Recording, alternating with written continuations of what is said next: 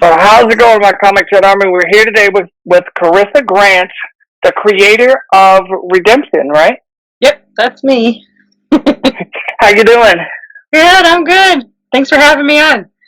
Oh yeah, thank you for coming on. So what is Redemption about? So I wish it was simple and I could just say it's a monster survival thing, but it's very complicated. The most fun way to say it is, if you want the simplest version, it's just them fighting through monsters and trying to survive.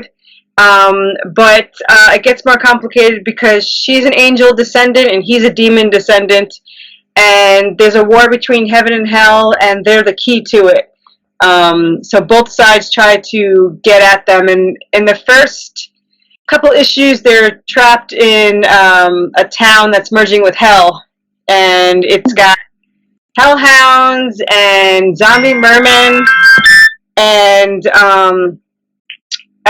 zombie Anubis, ghosts, all sorts of fun things that try to kill you. So nice. I don't think I've heard of zombie mermaids before. Yeah, it wasn't intentional. It just looked like a zombie merman, and I was like, that's pretty freaking cool. Right. A zombie merman, and that's kind of how that happened. And yeah, the story revolves around my logo, which is an angel weapon that I created like 17 years ago. And my demons and angels are from scripture, so like their jobs are pretty much what they were written, in mythology or whatever. So a lot of research went into it, and we like to, because every time we watch like Supernatural or something, we're like, that demon has nothing to do with its name. Like, why are you using its name? Right. So her father is Remnal, which is the judgment of, he's the angel, the judgment of souls, and he, in my opinion, needed a weapon to carry around. So I invented this little, the little logo, which is it carries all the souls around. And he carries it to heaven, and he gets them judged and everything. And then a demon called Asman is in scripture. He's a chaos demon, and he actually devours souls. And it says he devours souls at the judgment bridge. And I was like, well, that's perfect. So that's the father of Draven, which is the main character, and the other one is the father of Seraphina. So they are pretty much they just kind of screw with their lives. They have no idea what's going on, Seraphina and Draven, but these two just continually try to get this weapon from them, preferably not seen by them. So they just send everything they have after them to get this weapon. So pretty much their job is to protect this weapon because her death is what activates it. It has to be done in a certain way, which makes it more fun because they can't just go and kill her, of course, because that'd be too easy. So they have to, yeah, you don't want it too easy. I mean, yeah, so they're pretty much fighting for survival. You don't know what's real, what's fake, or what's going on. So it's a long story. It's 5 novels that are already been written. I wrote it with a co-writer. Each one is about 7 issues or so. It was not planned. We just wrote 5. We wrote technically 10, but for this series we wrote 5. And we're role players, so it wasn't really something that you can like publish or something. And we didn't even think anything of it. And I was like, this story is really too good to waste. It's an awesome story. We're obsessed with it. It's got action. There's like no slow parts to it. I mean, it starts off right away, the second page, like her parents are murdered and ripped apart by a demon, and it's like, that's how it starts. So it starts out pretty extreme, and it kind of never slows down. But yeah, so we decided that a comic book would be perfect. And we have 3 issues done. And our campaign that's coming out, or I don't know when this is going to be aired, but it's on January 24th, so it might be. But that's for issues 1 through 3. And I will say we're called Worthy Chaos for a reason. It's very chaotic. Everyone's like, a lot happens in the first 2 issues. Yes, it does. It starts off, it balances out in 3, but issue 1 and 2, they're in a town merging with hell. It's just one thing after another, And in the beginning, it shows how they were separated as teenagers, and they thought each other was dead for 10 years. So when they meet up again in this town, they haven't seen each other. And he's an assassin now, and she's a supernatural hunter. And someone's like, shouldn't they be like all happy to see each other and kiss and stuff? And I was like, no, he thinks it's fake. She thinks she doesn't know what's going on.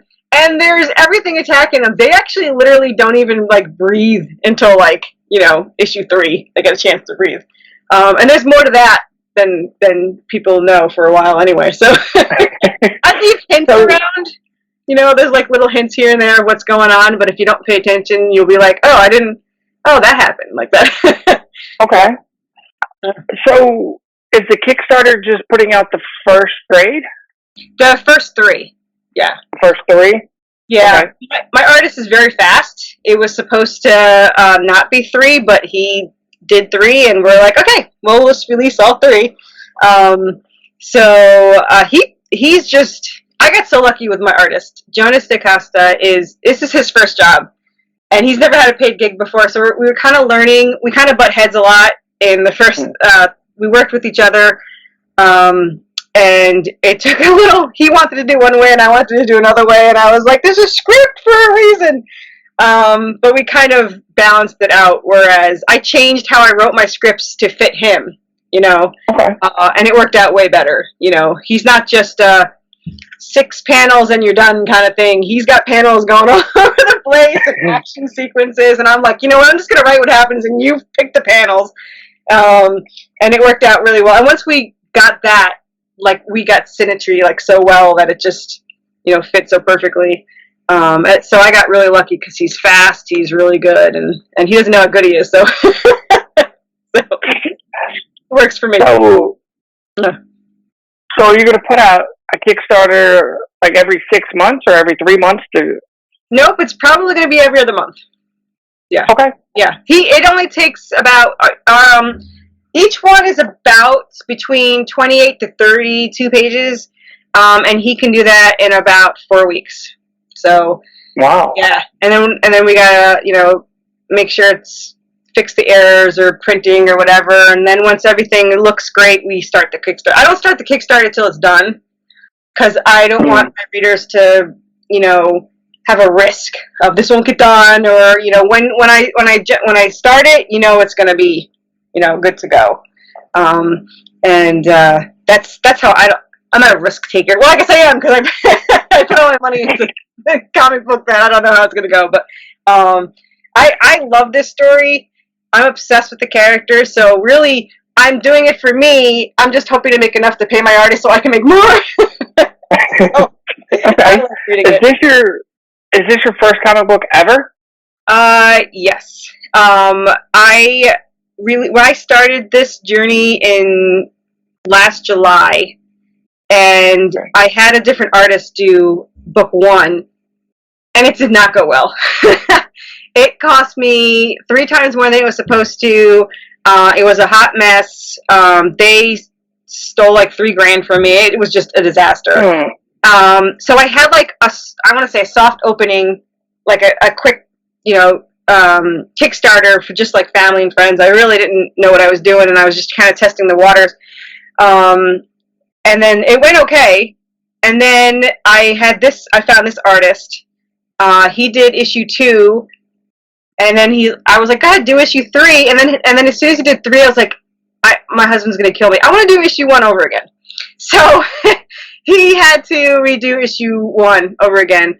And it looks so much better. It does. It looks so much better. And the art is phenomenal. And it just fits this. He writes. It's a dark story. It's got some humor in there and all that. But it talks about heaven and hell. So it's a dark story. It deserves dark art. So it needed somebody that could reflect that. So this is my first real campaign. I call it my real first campaign. And my first one, I didn't know what I was doing. I pre-launched for a month, and I had 25 followers when I started. This time I pre-launched for a month, and now I have 100 followers. So nice. Did a little better this time. Yeah. So by chance, do you want to tell everybody who the artist is? You don't have to. The artist is Jonas. Oh, the old one or the new one? Yeah, the old one. Oh, the old one just went by Jin. I'm pretty sure her real name was Paula, because that's what it said on PayPal. But I mean, I don't know if what they say is true about their past, what was going on in their life. I mean, they could have the worst possible disastrous life ever. I don't know. But, I mean, I kept giving money over and over again because I'm a sucker, and I felt bad. Like, their hard drive broke, so I was like, all right, I'll advance a couple of pages to do this. And then someone was sick in the hospital, and I helped. And then they couldn't pay rent. And it was all, I literally paid for an issue and a half for pencil, ink, color, and lettering. And all they did was send me the pencil for the first one. And so I hired all these people to fix it, but it looked so bad because it had like all these different people, and I'm going to kill my computer, as 10 different, I had all these different people on it. It cost me 3 times more because now I had to hire, I already paid them and I had to hire it. And it just did not reflect how I wanted it to go. And everyone's like, and I have to say, every single person on the planet was like, don't worry about it. Everyone changed artists. You don't have to redo it. You spent all this money. You'll be fine. But I couldn't do it. Like, it was just like, I don't want to, I'm a great salesperson when I believe in the product.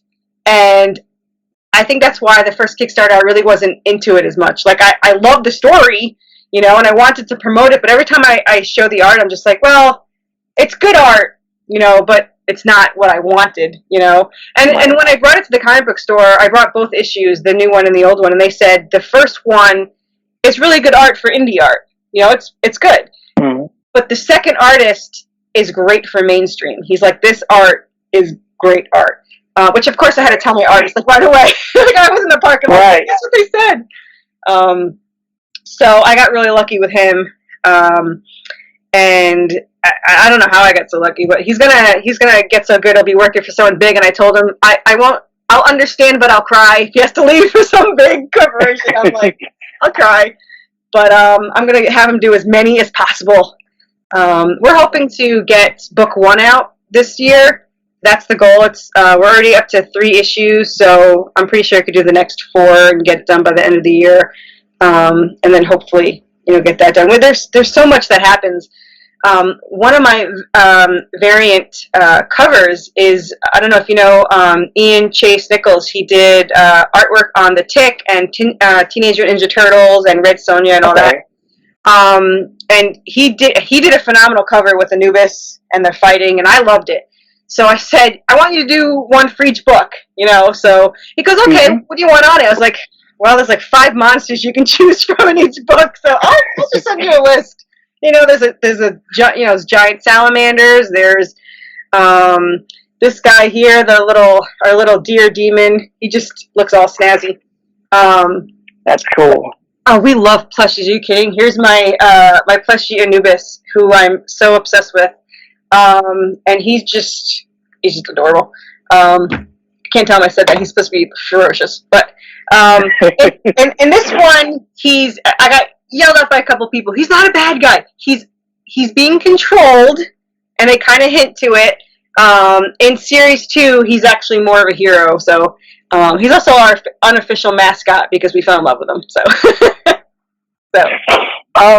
So you was already in comic book stores with the first artist? No, I just went to speak to them about it, okay. And they would have taken it. They said you can, just drop them off and we'll sell them. And I said, let me see what I'm going to do. And they said you could do like a book signing or whatever. So I went home to think about it, and I was like, I'd feel so much more confident. I signed up for 10 cons, and I've never done one. So I might be dead by the end of the year doing 10 cons. So we'll see how that goes. They're not too far, though, so I wasn't too stupid, just minimum stupid. So I think the furthest one is Alabama, is like 3.5 hours. So that's my furthest one. And Kentucky is 2.5 hours, and then the rest are all Tennessee. So it's not that bad. But I've never done it. So I'm either going to be amazing at it, or I'm going to cry, and then be awful at it and be exhausted by the end of every one of them. And my husband's going to be my unofficial pack mule. You know, is going to be carrying the books in and stuff. And I feel bad. I'm like, you don't have to stay here the whole time. He's like, no, that's fine. What else am I going to do? I'm like, anything but sit behind the table. But okay. So I have those that I'm going to be doing. But anyway, so I called them up and I said, what if we did like a book signing in March, so that I can have the new books and have them printed and everything. Mm-hmm. So we're going to do that. And I have one in March, and then I have one in April at another store. And then there's a third store by me, but I don't know if they're just going to carry it, or because they don't really have a lot of room. I don't think they would do a book signing. The other ones were really pushing the book signing, like, you need to do a book signing. And at first I was like, I don't want to be one of those people that sit there and nobody comes and talks to them, and you know, you're sitting there like whatever. And they're like, no, you don't go so people go to see you per se. You're there to like sell your book. And I was like, oh, that makes more sense.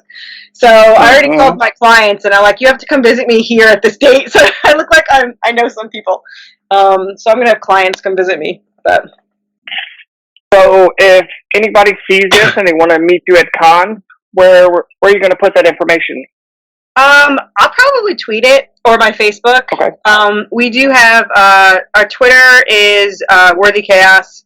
Our Facebook is Worthy Chaos.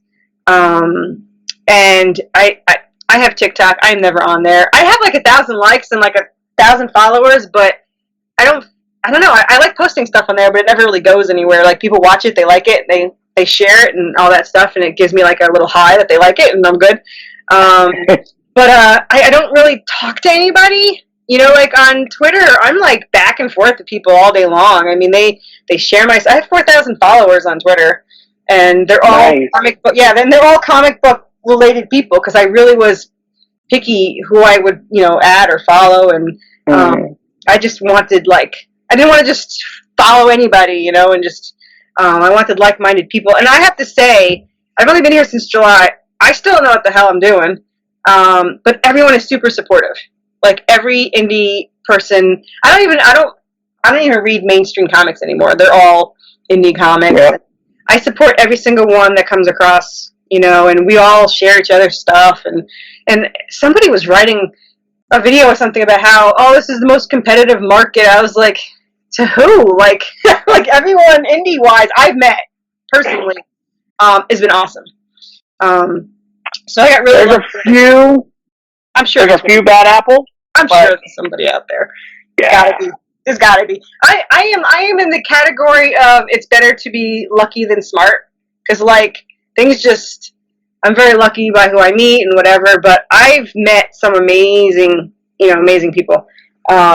So they've actually supported me through like Kickstarter, and they were like, you have to do this, and I'm like, should I put this on my page? And they're like, no. I was like, oh, okay.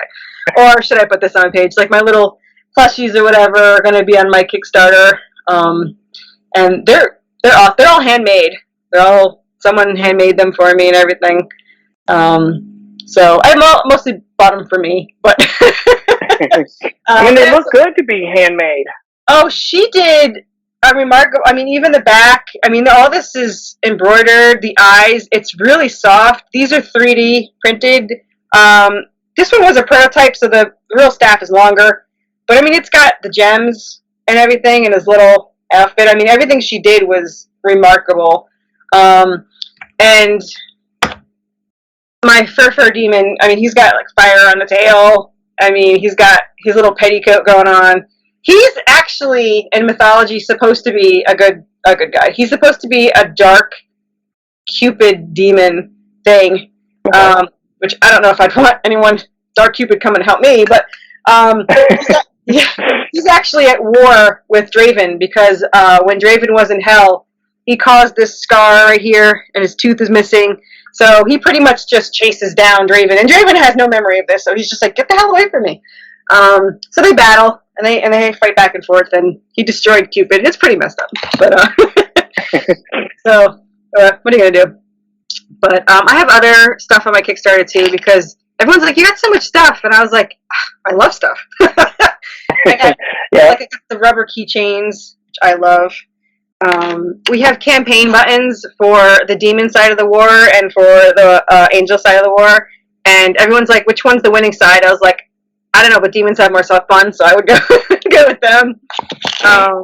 And then mirror stickers. I did a poll, which I was totally shocked. I did a poll on Twitter, and it was, let me think. I have a horrible memory. It was keychains, pins, stickers, and magnets. And I really thought, like, pins would, I mean, they're most expensive to make. So I thought they were going to win, and they lost. The winner was stickers. I was like, that's perfect.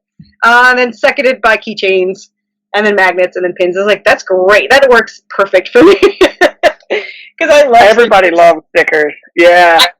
I did not know this. I love stickers because they're easy to make, and of course I have to get the most expensive. Everything I do is expensive. Like, these are mirror stickers. They're probably more than I'm probably going to sell them for. Our pages. This is the other pages. I'm trying to see where all of our pages are. The 80-pound glossy pages. They are the most expensive, and everyone's like, can't you just do, like the newspaper print or whatever? And I was like, no, it has to be, it looks so good and glossy. I mean, it just does. It looks gorgeous and glossy, especially the dark tones that come out. So the books are a lot more expensive, but I think they're really worth it. So that's just me. I mean, you could do 70 pounds, and I have to look into it because I'm doing Comic Wells or Comics Well Springs or whatever, and they don't have it. The only glossy page they have is 80 pound, which is the same as the cover. So it's literally like the cover going all the way through. Right. So I don't know why that is, but that's what I chose. But there is other options. But like there's Print Ninja, and it's like a 9-week wait for Print Ninja. So yeah, I work at a printer. I'll send you their information, and you can see what they say. Oh yeah, definitely send me that, because I buy a ton. I have no idea how much to bring to convention. I've never done this before. I had one person say they don't bring more than 50, but they've sold out a couple of times, and then he said the person next to him sold like 2, but he never stood up or talked to anyone, so he's like, maybe that's why. And so I have no idea. I'm gonna bring all I have, because I have no idea what I'm doing. I would just to be safe than sorry. I mean, I'll probably leave them in the car and like tell my husband to go get them. But I might not sell one, or I know me, and I probably will talk to one person for 3 hours while everyone just walks by, because that sounds like something I would do. But I have my retractable banner, which I screwed up. I thought they sent me the wrong size. I could not get it to go higher. I mean, even my husband were pulling on it. The staff wasn't going any higher. I had no idea, so I called them up and I said, you gave me the shorter one, because it's 62 inches. You gave me the shorter one. They sent me a new one, and I'm like, it's the same thing. I can't get this to go up. So I'm on the phone with them, and I'm like playing with the telescopic thing, and it just somehow unlocks and then gets bigger, and I was like, shit. I was like, I have a problem. She's like, no, it's all right. We'll send you a new one. Don't worry about it. We'll give you a call. And she hung up, and I was like, well, shit. So I called her back. I was like, do not send a third one. And if I need to pay for the second one, I'll pay for it. I said, but in my defense, I called, customer service, and they did not tell me it was locked. Because when you first get it, it's in 2 parts, and you put it together. Right. So why don't you just put it in 3 parts?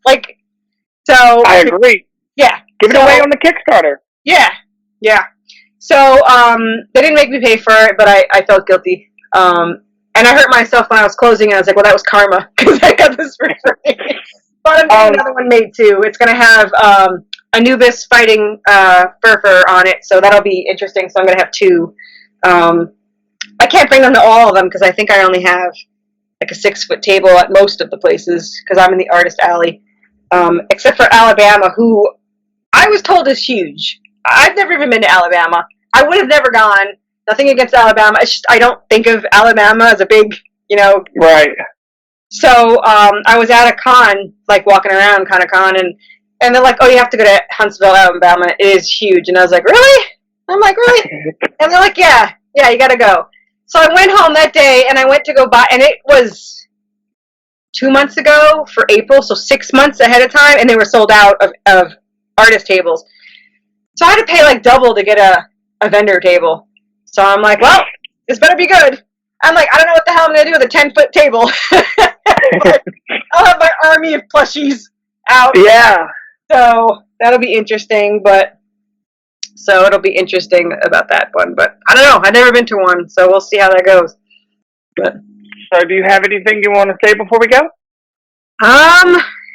No. I mean, all I could say is, obviously not everyone likes everything, but you will never be bored in my comic. Like, I don't know if you'll like it. Maybe some people don't like the art, but it is nonstop action. I mean, it starts crazy and it gets crazier. It has a really good story. There's so many twists and turns and complex storylines that someone said you can't give spoilers away. I was like, I couldn't give them away if I wanted to. There's so many different spoilers that go on here. So I would tell anyone that's into like supernatural or horror or adventure, it's got all of that in there, and very in-depth characters. I mean, they have these very strong relationships together. The two main ones are soulmates, and they don't know it, so like they fight and they kind of get, have issues. But it definitely is not boring. That's all I'm going to say about it. But you can find me. All you have to do is search Worthy Chaos on Kickstarter or anywhere really. Even my website is worthychaoscomics.com, and somebody stole worthychaos.com, so I hate them. But they're not using it. They won't sell it to me. They want like $500 for it. It's like, no, it's like, pages. Right? Everything I buy now is pages. Or how much I'm making it work. I was like, oh, this is 2 pages I'm gonna make. So, but yeah, so search Worthy Chaos, and I'm somewhere on there. I'm the only one that pops up on Kickstarter is Worthy Chaos, so you'll see us there. And it launches January 24th. So. All right. Thank you. Thanks. What? You mean you haven't subscribed to Comicchatauthority? Oh, come on. Subscribe already. What are you waiting for? It's no big deal. Like, man, don't forget to tell him to hit that like button. Yeah, that too. Just subscribe.